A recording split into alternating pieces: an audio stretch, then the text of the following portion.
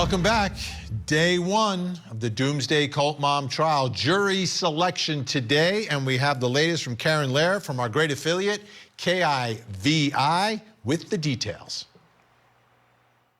Inside the Ada County Courthouse, no cameras allowed as jury selection gets underway for the trial of Lori Vallow Daybell. Only portions of the process shared through a live video feed in a remote viewing area inside the courthouse. Members of the media and the public present as the 3 cameras project views of the judge, the defense, and the prosecution. Vallow Daybell in the courtroom with her attorneys as the first rounds of potential jurors are questioned. Several quickly dismissed after expressing concerns of undue hardship, serving on a case that could take up to 8 weeks. Of note, a line of questioning asking if jurors would be able to convict for murder if they weren't offered a definitive cause of death. No indication at this point which of the 3 deceased victims that may apply to once evidence is introduced. Another focus narrowing in on jurors with children. Lori's attorney, Jim Archibald, asking some up front, would you like to go home? Judge Stephen Boyce overruling at least 2 challenges for dismissal from the defense. Ultimately, none were excused solely because they are parents. One mother with young kids expressing concern, saying she'd never heard of this case prior to her jury summons and didn't know it involved kids. Lawyers warning there may be emotionally charged evidence presented in court, including graphic details and autopsy photos some jurors agreed they'd rather not see, but could remain fair and impartial. All right, so who's better for the prosecution, who's better for the defense on this case? Let's bring back in our think tank. Al Wunsch, Darnell Crossland, Jennifer Brandt. There's something else that I guess it doesn't really get discussed in jury selection, which would be religion. I mean, there is a strong Mormon theme running through this case. Darnell Crossland, do you think either side is concerned about that and will try to ascertain the religious beliefs of these prospective jurors? Well, the religious belief aspect of the trials always starts with, do you think if you're chosen as a veneer person or a juror in this case, that you could sit in judgment of someone else? And some people feel that they can't sit in judgment and because of religious beliefs, only God can judge. And so that's normally the basis that we start to see if there's a strike or a cause or preempt that we might need to exercise. So, you know, it's hard to tell where we might end up with the religious aspect. You know, I think that's one of the reasons, Jennifer Brandt, that the defense wanted this case moved. They were in East Idaho. That is like predominantly Mormon. You would have a predominantly Mormon, if not all Mormon, jury for Lori Daybell. And as we know, the Doomsday Prophet and his wife Lori were part of that church and then sort of an offshoot of the church. And I think the church looks at them as making the Mormon church look bad.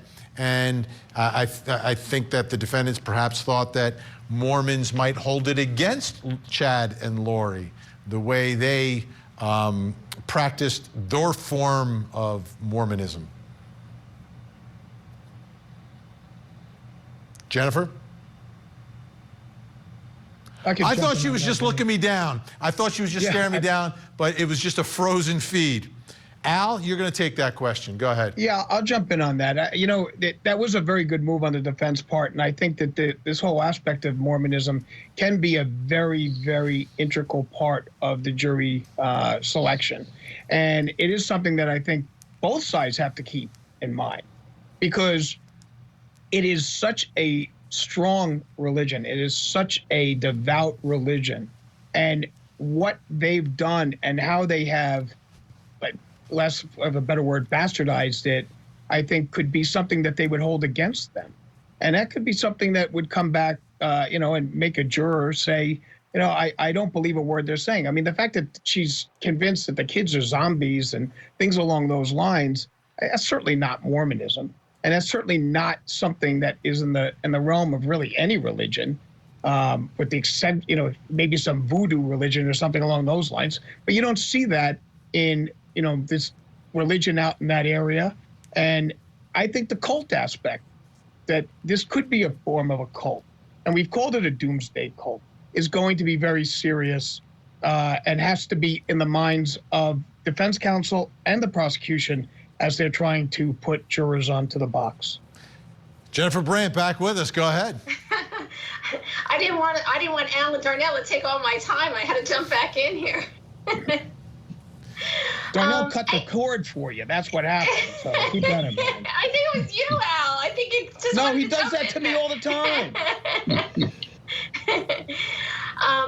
About the religion, Vinny, if we're still talking about the religion, I mean, I think it is going to play a big part in this trial. I agree with my co-panelists here. I think that there are, people on this jury that are not going to want to judge Lori, and I think that the involvement of the children is such a sensitive topic, religion or no religion. I mean, just the fact that it's about a mother, potentially being involved in killing her own children, I think that is a really tough topic for a lot of people, and is certainly going to impact the jury, impact everybody, and it's going to be hard to find people who can judge fairly here, knowing the facts of this case and hearing some of the graphic details that are certainly going to come out.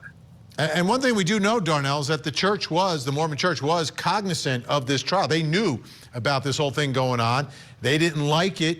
And as a result, now we're no longer in East Idaho, where the church, dominates the area, because most of the people who live in that area are members of the church.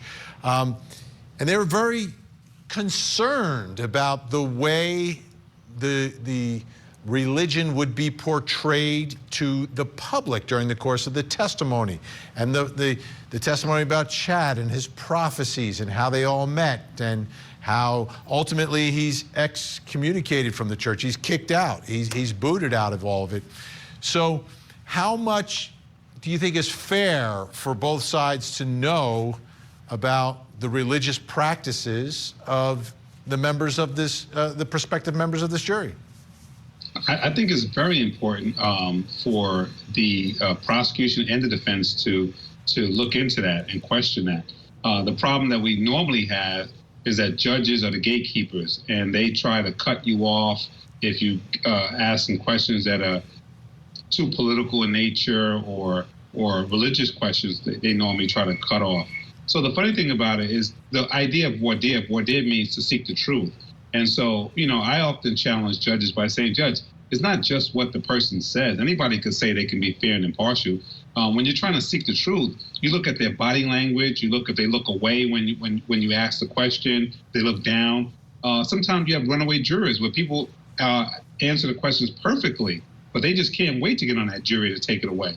So when you're doing a voir dire process and you're trying to find whether you can have a fair and impartial juror, most things shouldn't be off the table. But when it comes to religion, it's a very dicey area. So I think the lawyers should be able to ask, and I think we should watch carefully to see how this judge reacts. And we believe that jury selection in this case could take 3 to 4 days, a lot shorter now that it's no longer a death penalty case. We'll continue to cover it here on Court TV, obviously, and here on this program, Closing Arguments.